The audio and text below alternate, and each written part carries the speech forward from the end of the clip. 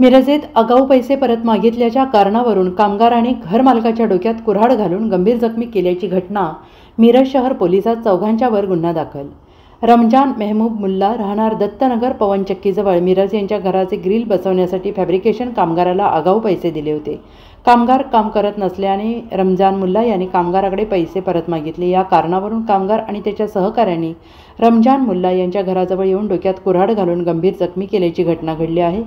जखमी रमजान मुल्ला याबाबत फिर्यादी बेबी मेहमूब मुल्ला यांनी मिरज शहर पोलिसात तक्रार दिली असून ग्रिल कामगार आणि त्याच्या साथीदारांवर गंभीर जखमी केल्याचा गुन्हा दाखल केला आहे। रमजान मुल्ला यांच्या डोक्यात कुऱ्हाड आणि सळीने मारहाण झाल्याने प्रकृती गंभीर असून त्यांच्यावर खासगी रुग्णालयात उपचार सुरू आहेत। या गुन्ह्यातील आरोपींचा शोध सुरू असून अधिक तपास पोलीस उपनिरीक्षक स्वप्ना अडसूळ करत आहेत। Bureau report SBN Marathi, Miraj.